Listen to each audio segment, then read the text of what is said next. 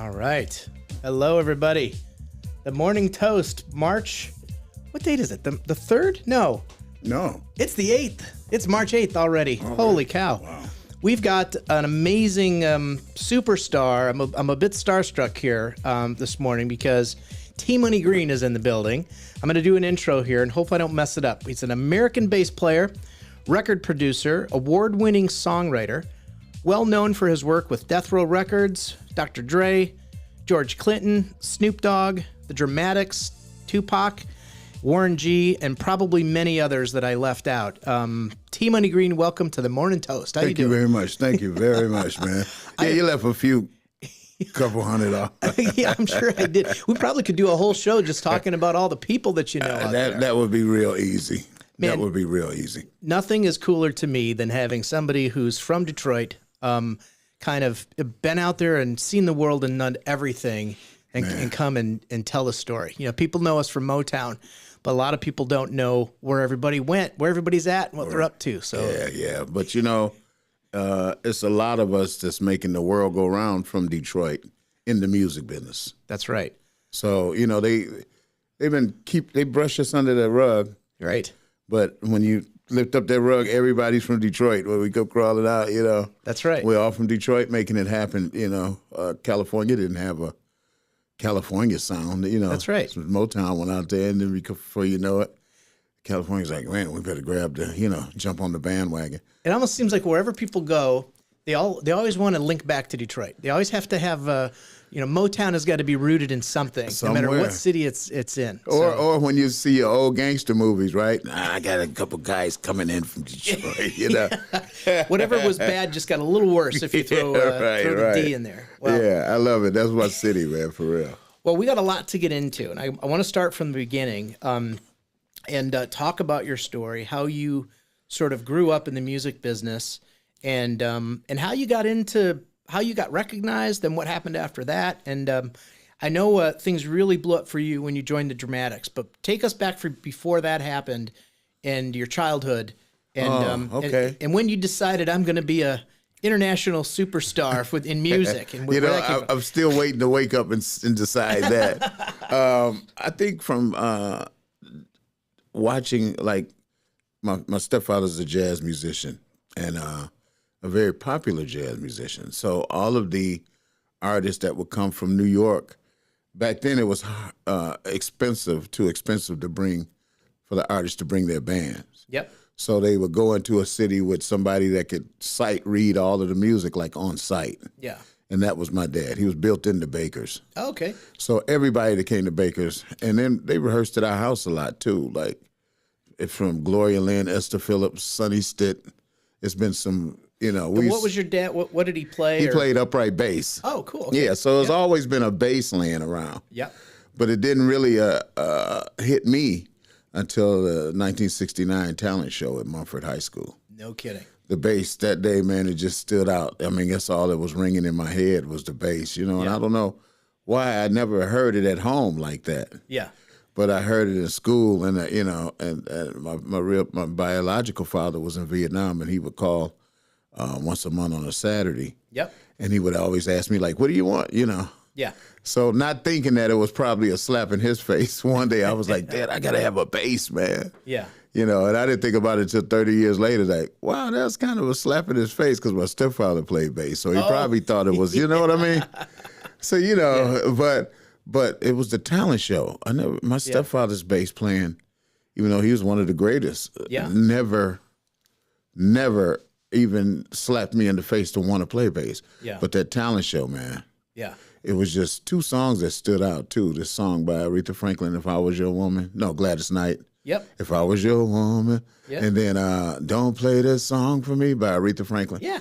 The basses was rocking, man. And then to see somebody like maybe 2 years older than you playing is a lot different than seeing your dad. Right. I mean, you know, That's right. That's my dad. So you decided at that point, music was in your blood, and you wanted to do it. Yeah. And then at Mumford, you decided the bass was where it was going to be at. The bass is where it was going to be at. Because, first of all, I sang in all the choirs and everything. Yep. I've always sung, too. Yep. But playing, man, it was just, and it took me a minute to get good, too. Like, Yeah. You know, my brother could play. I got two brothers that's my stepfather's biological kids. Yep. They got his ear and everything. I mean, they pick up, Yeah. Me, if I'm learning a song, I'm just going to take me 2-3 days to learn it, right? Yeah, that's right. They picking it up on the first day. So they just had that ear that their father had. Right. I didn't. So you don't have perfect pitch, but No. you can pick up I can pick up tune everything. and work on it. Yeah. And you've got obviously rhythm, and And that's the whole thing, because a lot of people don't have the rhythm. right. You play into a click track. A lot of times they got that tick, tick, tick, tick in your ear. Right. And you got to stay within the boundaries of that. A lot of people can't play that. So tell me about. I hear often how a drummer and bass player have got to be like, Locked. from the same sphere on everything. They got to be locked. They play things together. They bounce off of one another. Yeah. So what's the chemistry have to be like between the actual drummer and bass It player? really had to be good because, first of all, that drummer is holding down a beat that the bass have to follow. That bass drum, the bass player should be following that bass drum. Yep. And then when you hear the bass players that's all in front of the drummer, I mean, it's never a lot. It's never right.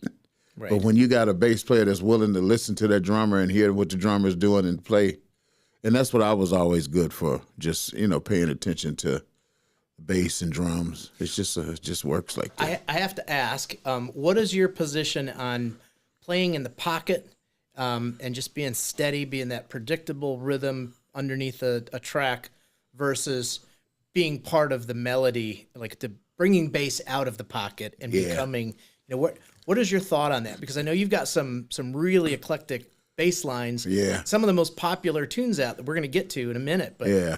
Well, I tell you what, the fact that coming from an R&B thing, you learn your position is kind of in the back, yeah, and you learn how to, you blend in with everybody. And the singers are who's up front. right. You know what I mean? So you don't want to be out. If everybody's trying to do a solo, Then it's through the no whole head, song. it's no act That's that the right. people are coming to see. So, but when I got into the rap, they had my bass It's so almost loud. the opposite. So in rap, if you get a good hook, the music is almost the lead singer. at Right, that it point. is, yeah. The melody becomes lead, and the And rap the is bass is, supporting. they got my bass loud and just, the trunks are rattling up and down the street from the bass, but that's there. I was like, man, can you turn the bass down? It's a little loud. He was like, what? That's great, T Green. There's a sentence I've never heard ever from an instrumentalist. Can you turn me down a little bit? I'm I'm too a loud. pro, man. A pro that wanted to, it's like, hey, and I've done so many records. Like, I'm like, you guys just getting into this. Maybe you should turn it down. Nope. I'm having too much fun with this sort of conversation. All right, so let's get back. So you decide at Mumford, music is for me. Yeah. And at some point you had to get discovered, and I believe it was Dramatics. Somebody Yeah. from the Dramatics heard you play. Well, what happened was in that era, 69, 70, 71 is when I started really coming out. And what it is I was, it was a lot of teen gigs back in the day. Yeah. You had little organizations that put we're the cherry picker, Yeah. and they would throw teen gigs. So, Yep. and you had Local 876, you had Chintiki, you had all these different places to play. Mm-hmm. And so, and the teen gigs, like, the gymnasium at school. I mean, we paid $1 or $2 to get in, and it's, jam-packed. Yeah. Well, that alone is how I started really getting better, being able to do those. I was kicked out of a couple bands because I didn't have my own instrument. Yeah. We Right. couldn't afford it. Sure. I look at these kids today, they getting everything, you know what I mean? And then they don't play anymore. Like, Right. I don't care. Their bass is $1,900 though, you know what It's I mean? hanging Like, on a wall somewhere. yeah. So I decided to, just stick with a band. And a couple of the Dramatics used to come in that bar. Yeah. And when they decided to get rid of their bass player who was a troublemaker, they just approached me once and was like, hey, you want to try to play with us? And I was like, yeah, I'll do it. I don't know if my mother's going to let me go out of town, I see. because And at this point, Dramatics were popping. they were had- big. Yeah, they had a couple hit records. What you see is what you get. I want to go outside in the rain. Hey, you get off my mountain. All these things were blowing up for them, But I was into Hendrix and, Yeah. that whole Aerosmith Aerosmith and all of that kind of stuff. So I wasn't really my cousin is who's responsible for me getting into the Dramatics as far as liking that kind of music. Yeah. He took me to the club to see them perform. Yeah. And I just thought that was kind of awesome. Like, and then next thing, the year later, I'm playing bass for those guys. It just go to show you, my whole career has been guided without me even deciding what I'm gonna do next. It's just already there for me. Like, Yeah. That's amazing. yeah, you're listening to rap because you're getting ready to be with the biggest rap group in the world. You know what I mean? Like, That's right. That's just how things happen for me. So The music found you, not it the finds other me, way yeah. around. And the career breaks and everything found me. So the Dramatics, I got a chance to audition for them. I did good. Now we had 2 weeks before we was going to California, and I had to learn like 17 songs. Good grief. And when you're young, man, I mean, that's nothing. Like, I can do it, but you're not really, you're learning it, but you're not really grasping it. You know what I mean? So at any time, like what happened to me the first show with the Dramatics, after learning it, it was in San Francisco. And the stage, I didn't know, goes in a circle. Yeah. It didn't go in a circle at rehearsal. Yeah, so so that's another thing. So rehearsing the actual experience is impossible until all these little subtleties come in and you're like, oh, I've never seen this wow, before. I've never seen 8,000 people screaming for a group before. You know what I mean? And I'm in the group, okay? And now the stage is going around. And so for a brief moment, I paused. Man, I had lost my footing and everything, or where I was at. Right. And, and I stopped, and the keyboard player, he could play bass on his keys, organ. So he's factoring for you while you're getting on his your bearings? feet, he's playing his foot pedals. Come on, he's just screaming at me. Come on, come on. And then I just happened to look up at Ron Banks, and he had more of a subtle face. And he was like, just like, take your time. Then I realized where I was back at in the song. Yeah. The next show, I was flawless. Yeah. But I mean, maybe he should have told me the stage was going to go around in a circle. I know it was round, but I didn't know. And here I was flirting with this girl. Yeah. And then I look back over, there's a guy right there, and I'm like, where he come from? Then it's somebody else. And I'm like, what is going on? They're all moving around me. Yeah, right. Then it caught on, no, you're moving around Circle them. Star Theater, man. It's gone now, but that was in San Mateo, California, and it was so beautiful. That is when you're awesome. 17 and you out there in California, especially California was even prettier then, Yeah. just like the rest of the world. I mean, Yeah.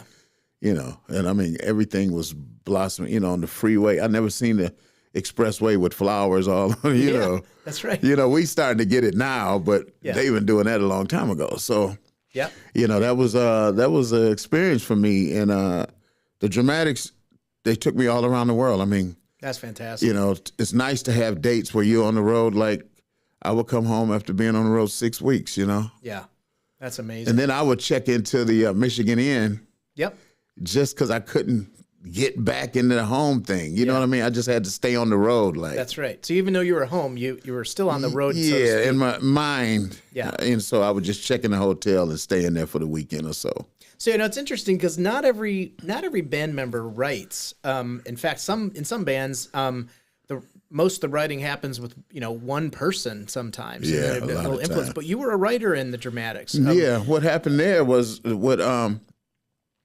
one day the company afforded the Dramatics to be able to do the album for the first time themselves. Yep. They always had a producer, and it was always a writer. Tony Hester was a very famous writer.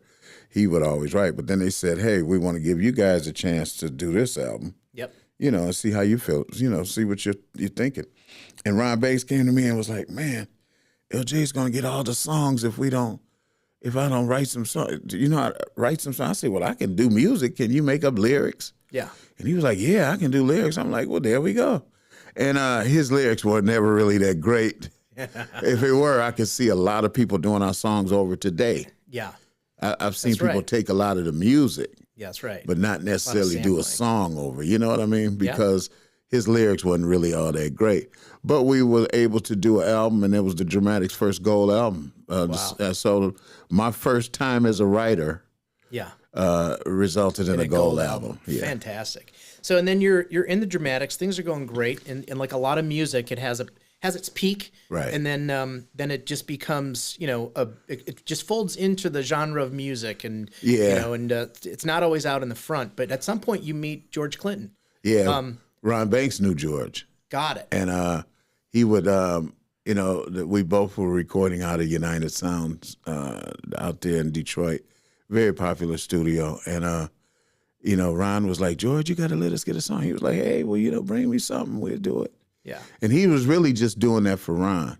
I see. But it ended up benefiting me because. Sure. And it was a funny thing because when the song came out, and back then George Clinton would go gold and platinum all the time. So what they would do is ship 500,000 records at a time. I see. So the first 500,000 of this album, my name's not on it. Oh, no kidding. Well, what it was, Ron was selling it so tough that he never mentioned me, really. Oh, right. And I that never happens a lot. Yeah, it does. Doesn't it? Yeah, sometimes a lot of people doing that on purpose. Yeah. But he really just wasn't thinking about it. He was, man, well, he's gonna do it. He's got his tea. He's gonna put it out. And when I saw George after it came out without my name on it, and I seen him, he was like, man, Ron didn't mention you, man. Otherwise, your name would be on. He said, don't worry, it'll be on the next batch. Yeah. So then the next 1.5 million records have my name on it. Oh my goodness! But the first 500,000. So how important is it to have your name on that first 500,000? I think that's very important. I mean, I got over that because it was on everything else, and anybody that sampled it always had the credits right. Right. But yeah, it kind of hurt a little bit. It's almost like your name spelled wrong on a project. There's so hurts. many ways to get hurt in music, and even in music production. So I've heard stories. I'm curious if it's ever happened to you. I've heard stories of you go into the studio, you cut a track, everything's great, and then they end up bringing another player in to do your part, and you didn't know that, and you find out right when after you the listen album to comes it, out, right. and then somebody else's name. You're like, wait a minute, was I just gaslighted? I was in the studio doing this. So, Right. Well, luckily that never happened to me, man. I've been laying the bass down right.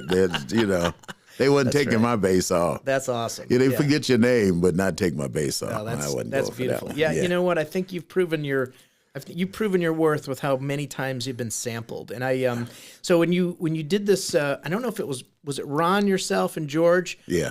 So the three of you wrote a song that ended up being one of the most sampled tracks in music history. It's sampled, and like I said, I got a check that had Sweet Dreams or something. The check's $3,200. I'm like, man, it's got my name on it. But I didn't write Sweet Dreams, but it's $3,200. So now you go to thinking, is it worth going to jail for if I cash this? So I called the company, and I'm like, you guys gave me a check. It says Sweet Dreams. I wrote, oh, that's one of the sampled. That's your song, but it was sampled by another group. Yeah. Couldn't tell me quick enough, man. Right to cash that check. So now that's a good segue into talking about Death Row, because now you've got this, forever bond and link with George Clinton. Right. And Death Row is coming on the scene, and they're popping. Yeah. And everybody wants a piece of the old funk sort of, bass groove sound and into their music.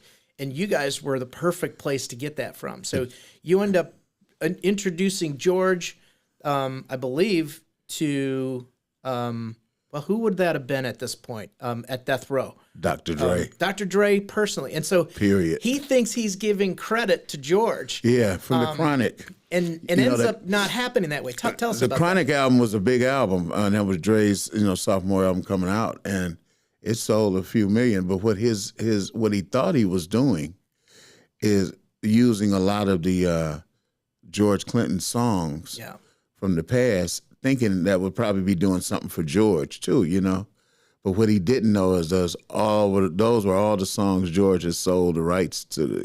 So somebody else somewhere is getting all Yeah, this we money. know who it is. He's getting constantly rich over the whole catalog. But George, you had a drug problem. You're selling songs. Well, look, I'll give you Flashlight. Give me 50,000. I mean, Flashlight is a huge record. Oh, man, yeah. Atomic Dog, 25,000. I need to get out of this drug house.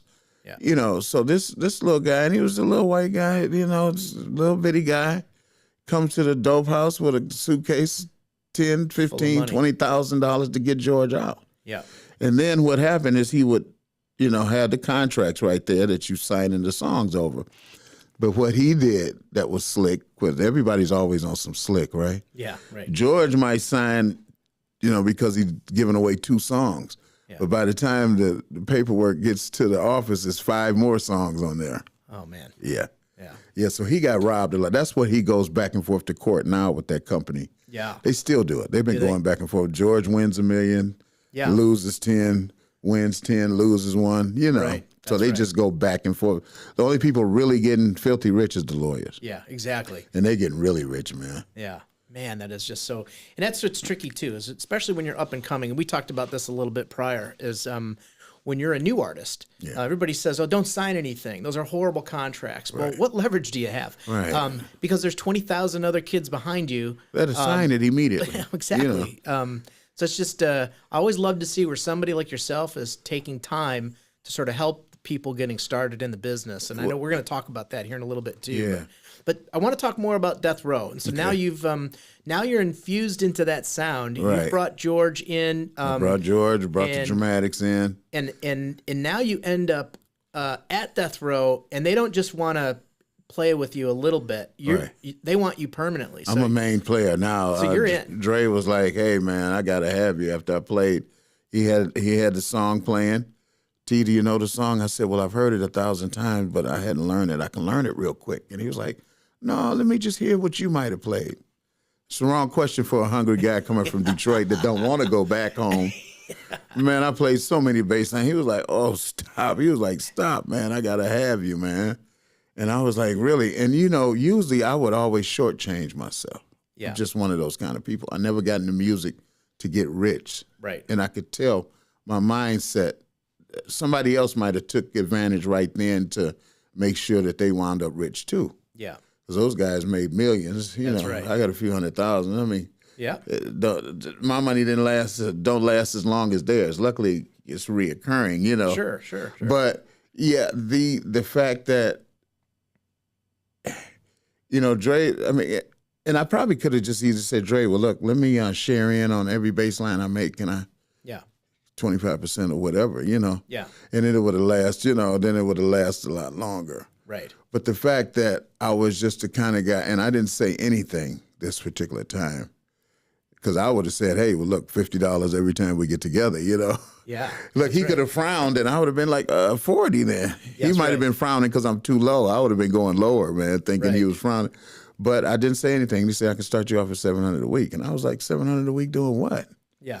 And he said, "Just making up bass lines to my songs." Yeah, and all those bass lines. So and the songs, the bass line, in my view, is the song. It's the song, yeah. So and you were right there in the thick of it. So and again, not a session player. You're an employee. Oh yeah, I'm an employee, and I'm also the band leader, and I'm the guy now bringing Detroit musicians to Death Row. Yeah.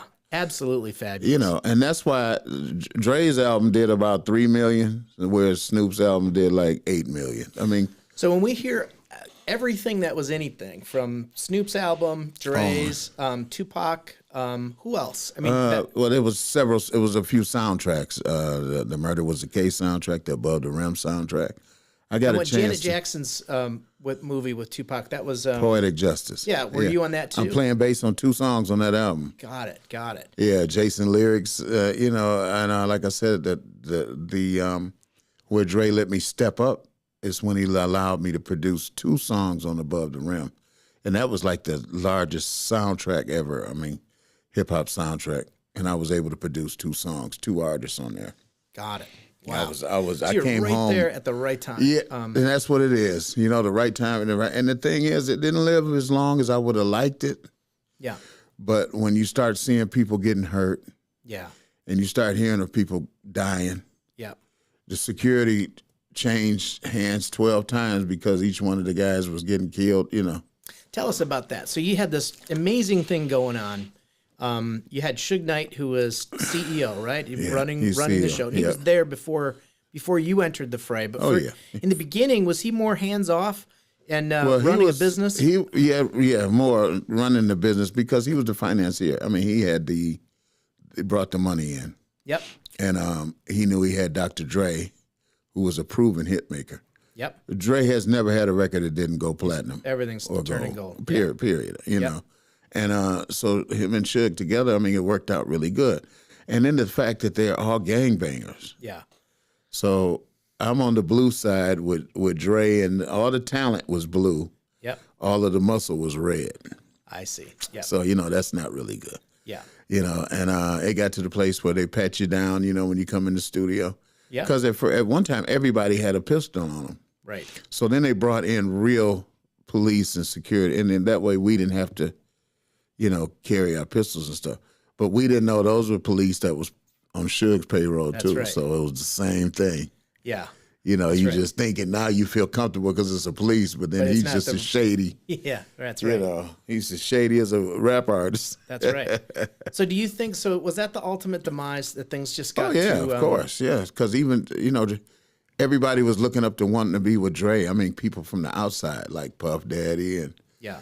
people from different cities and different states wanted to collaborate with him. Yep. And instead, they would come into town, and if something didn't go right, next thing they beat up. And Dre didn't have anything to do with it. A lot of the stuff happened when he go home, and then he has to hear about it the next day. It's nothing worse than hearing about somebody that you was enjoying working with, or That's you right. got Suddenly is an enemy, right? or you got Mary J. Blige or somebody here and she gets slapped or something. You know what I mean? Yeah, just that's right. You hear of just stuff So then that makes you not want to do it. An incident would happen, and next thing you know, it's in their music Right. on the East Coast. Right, yeah, yeah. And then the war then started. the war between starts, the yeah. two. We had two incredibly talented people who lost their lives, and then it just sort of imploded on itself. It was really crazy how that happened too. And when they went to Vegas and Tupac got killed, everybody really felt Suge did it, even though he was in the car Right, that's being shot up. right. But Tupac's like 80 pounds wet, and Suge is 400 pounds. right. And then all the bullets just hit Tupac. They were like, it was a sharpshooter. You know what I Yeah. mean? They were saying the different things. But, yeah, it just made it really hard, man. And even when Tupac, he did what he was supposed to do, his contract. He wrote his contract in jail. That's right. He signed his contract. But it calls for like 3 albums or something like that. Yeah, just producing everything. I mean, he came out. It just seemed like within a hot minute, he had 3 albums worth of music. Yeah. He did. I mean, and that's because he's quick like that. And it was so much music laying around. So therefore, he was able to just grab those tracks, do them all. Hey, bring me some more, Because he was smart. He knew if he did everything like that, he could get out of that contract quick. Yeah. Because he would deliver the goods. Well, Right. when it was time for him to get out of it, then Suge was like, oh, no, it's a whole nother page of stuff Right. you didn't see over here, Right. Yeah. The videos cost this and that, and the cars you driving and everything, Right. So he was trapped, Yep. and he had told a lot of people he wanted to go, Yep. but some people didn't want him to go, Right. and that's bad. And I mean, what I didn't like is they started treating Snoop bad, Yep. and he was like the person really made Death Row pop. That's right. You know what I mean? From his album, it really brought in all of the real money. So I hated to see him being treated bad, just to put them in between each other, Yep. bickering at each other and stuff like that. Man, it Right. was just kind of crazy. Yep. Well, like a lot of good things, they come to an end at some point, and that ultimately came to an end. And then when it did for you, was that when you decided to come back home to Detroit? I said what I would do is I had signed a label deal with this company called Bellmark Records. They used to be, it was the owner of the guy who ran Stax Record back in the day. Yep. And he'd been watching me and what I was doing. And he was like, well, I told him I was getting ready to go back home. And he was like, well, I'll give you an album deal, turn in a couple albums, And it allowed me to come home. The studio that I was going to be at, it was a line wrapped around it when they found out I was coming home, and that's what studio I was going to be at. And I had a plethora of talent to pick from. Yep. And I just picked like 8 guys, and we started. You got your band going. Just got it going. I was producing those guys. They was writing really good. They were, they were mad at Death Row. So some songs is, like, come here if you want to. I was like, hey, shut up, man. They'll come, man. Leave them alone. And, Detroit ain't running from no fights, man. So them guys would, I don't like how they did you, man. Listen to this song. And I'm like, maybe we won't put that right there. So it's interesting, all the drama that came from even in the early life and then ultimately Death Row. For you, it seems like it was always about the music the whole time. That was it. And because I never seen people come to my house angry and stuff. My dad and them, they down there rehearsing, everybody's laughing, having a ball. And that's all I knew music to be. I didn't know you had to, have a pistol on you. That's right. And I mean, at one point I was carrying a pistol. And then I'm like, this is not me at all. Yeah. But before I get stomped on by some people, somebody gonna. 'Cause if I don't get but one, Yeah. somebody gonna be like, man, he got me, because it's just really scary. But coming from Detroit, nobody's really just like scared. But I'm smart enough to know how to be scared. Yeah. A lot of people don't. I mean, it's time to be scared at times. Sure. It's different times to be scared. With the war going on right now, it's a reason to be scared. Yeah, if there's one thing that the last few years has taught us, is that there's always a level of worry that you didn't know you had coming. Right. Now there's all kinds of things to worry about. Yeah. Well, I'll tell you what, Team Money, the thing that I think is so cool about your story is that it feels like in some ways your career had a nuclear bomb go off around you, but yet you still stand and you come back. You're still all about the music. Yeah. And what I love most of all about the story is what you're doing now. With the youth and the up and comers in music. And, Detroit has always had this reputation of being about the music, but yet there's nowhere you can point to anymore. The Motown up and left and went to California, and, we've got a couple of superstars here, but, there's nothing really grounded. Yeah. And then I see what you're up to, and it just warms my heart. So talk to us about that. What have you got going on at your studio? And your podcast and things that your streaming show and so forth? Well, what we're doing, I'm always recording music, so I'm always in the studio, and I'm in one of them Eminem studios in Ferndale. They own like about 6 studios in just like 3 blocks. Yeah, which was smart to buy up all of that. But so I love to record. However, this my partner named Jorg. Jorg is a very young and integrated, he's like has a lot of ideas, and some of them I can tell in my head, like, I've tried that already, Jorg, that's not going to work. Yeah, right. And then you can't tell him anything, so then he has to bump his head, and then he'll come back and say, T, you were right, that didn't work. Yeah. But he had the idea that, man, we should do a show, and let's call it, because my company is Hyped International Records. He's like, let's just call it Hyped Up. And then I was like, well, let's call it Hyped Up Live Sessions then, if we're going to call it Hyped Up. And he's like, yeah, that's good. So what that show was designed to do, once a month, we showcase some great talent. Yep. And you have to be good. I'm not just letting you Yeah. get on my show because you're somebody likes you in Detroit. Yeah. No, I have to like you. Right. And I'm even gotten to the point now I have people come and do their rehearsals Yep. at the place so I can see what I'm getting for that show. Yeah. Okay. You know what I mean? Sure. Why be surprised? That's right. So, and people like it too, because now they're getting a feel of the room and it's not so intimidating, because my room is intimidating, man. Yeah. It was one of them just regular old ugly rooms at the Russell that my partner Shadow came in and made it like a beautiful, beautiful showroom. You know what I mean? And now we're on episode 48 that's coming up. And I mean, it's been one show a month, so 48 months is a long time. That is a long time. Yeah. And all the way through the pandemic too. So well, what made it easy, because at first we used to have 30, 40 people guests in there. But the pandemic made it where we didn't have to have any guests knocking over something or whatever in the way, And it really made it, I liked it better, to tell the truth, without the audience. Yep. The audience is at home. Right. That's who we right. designed the show for. So this in the place, like somebody snuck in some liquor one time, and you don't want to be responsible for somebody leaving your place. That's right. And getting in an accident or something. You can't watch everybody. Yep. So I like it better now. We might only have 4, 5, 6 people in there. Well, I tell you what, I'm convinced of. I've not watched every one of your episodes, but I've grabbed several. Okay. And I'm delighted each time. All the mix of genres, like it's not just one form of music. No, because You've got country, rap, jazz, soul, jazz, everything. Yeah. And I was listening to a young lady sounded just like Amy Winehouse. Mm-hmm. And I thought I was listening to it. My daughter looks over and she's like, "Who's that?" And I said, I don't know, but we're all going to know. Right, soon enough. Yeah. Because there's definitely some talent that's going to come out Man, of that Detroit experience. still has the best talent, and it's so sad. What bothers me most is that we don't have any labels or nothing. Yep, that's right. You know what I mean? We have Business nothing. side. We should too. Man, it should be 2, 3 labels running around here signing people. You know what I mean? Like, if you just sign up, see, everything changed. This streaming thing and all of that. Yeah. I loved it when we used to get our CDs pressed up or our vinyl pressed up or our cassettes pressed You up. had something tangible. Yeah, in you your had hand. something, you go sell it to one of your friends or you go sell it at the end of the show.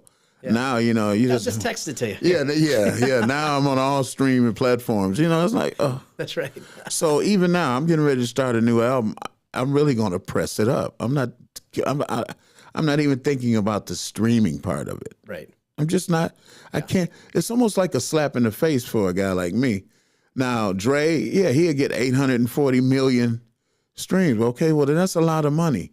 Right. Otherwise, they said for 1 million streams, you get $8,000. Right. So it's okay when you see a guy like Drake and he's got 840 million streams. That's right. That's a lot of 8,000s in that. That's right. But when you got 1 million, you know, or you 70 streams, you know, you're not getting anything, a half a penny. Like, the money isn't coming from the customer now. It's coming from Twitch, or it's coming from YouTube, or it's coming from whatever. Right. It's not even coming from the customer.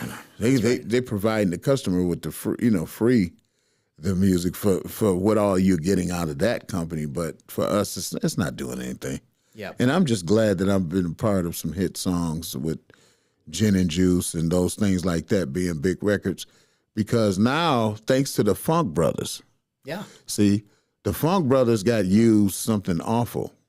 They're on millions of dollars worth of records and wasn't getting that money like that. That's right.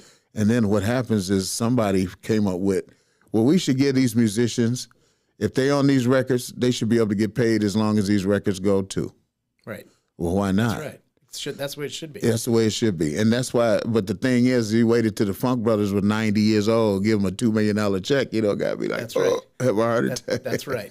You know, That's right. So I think with us, because I was on the Dramatics Unsung, they had an Unsung, you know, and I love Unsung. Is a really nice, it gets in depth with different groups, you know. Mm-hmm. And it mentioned me about bringing the Dramatics Snoop and stuff. But I think with, you know, today, I would like to see the G-Funk brothers get there and see, you know, they call the rap G-Funk. Mm-hmm. Well, then there's 6 of us that made that G-Funk really pop out. That's right. Well, why not get our story now? Yeah. Or, you know, let us, you know, take part in the money now instead of waiting till I'm 90. I'm 65 already. I'm close, you know. Like, that's right. You know what I mean? Like, let's get the G-Funk Brothers story out there instead of waiting, because the Funk Brothers story ended up being fantastic. But you didn't hear about it till they were, you know, 80 years old apiece, you know. T-Money, let's get the Funk Brothers under the morning toast, and we'll figure all this stuff out. There you go, man. The G-Funk Brothers, let's do it. That's right. I love it. I think it'll be when you really see us and figure like, wow, these are the guys that's doing all that music that Snoop is getting a chance to be a millionaire from. That's right. Dr. Dre is a billionaire from the, you know, guys like us making that music. Because if the music wasn't good, he wouldn't be getting that money. That's right. But it was some iconic music, you know, and then those guys, you know, got rich from it. So it's only fair that I think the band. It's interesting to me, T-Money, the similarities that existed between the different periods in time. If you go back to, you know, the Rolling Stones and the Beatles, their influences came from the people in the blues, just sitting out in a downtown Cleveland with 2 guys and a guitar in their 70s playing blues music, and that influenced their songs. Right, you know? And you think of when the rap scene came on and Death Row, you were that to them. You know, all of the funk that you had been involved in, and even the dramatics, all the soul, everything just sort of gets infused into that new music. It's just sort of history repeating itself. What I showed the guys that I could do was, you know, because they were sampling, right? I was like, look, we can just play this over. And as a matter of fact, I'll change the last 2 notes. And it's a whole nother song. There you go. You know, that's bad. I mean, I should have did it like that. But, you know, I just was showing what I could bring to the table, you know. That's right. Because instead of like, you know, well, hey, can we play that? Well, yeah, I can twist it a little bit too, and it's our own. Right. Well, let's see what that sounds like. And then before you know it, it's an original composition. Well, what I'm gonna do when we're done, I'm gonna make sure that in the stream here, I'm gonna include the music that you were involved in, certainly at Death Row, the Dramatics, and then highlight a couple of the artists that you're working with now. And then we'll put in Hyped Up Live. And I am so glad you came out today. I appreciate it, man. I really appreciate it. I've been looking forward to this for a while. Really? And I really appreciate you coming out. I'd love to do more of this, and I know there's people like you sort of Yeah, walking running around with these around, yeah. amazing stories in our backyard, right? Yeah, here in yeah, Detroit. yeah. Just not really being able to get nothing else going. I'm just thankful for the Lord that I've been blessed to be able to stay current. But a lot of that comes from allowing other people to suggest ideas. You know, some people don't want to hear other people's ideas. You know, and you're like, right. no, that ain't gonna work. I'll just do this. But no, I've been smart enough to try. Let me hear what you think is cool.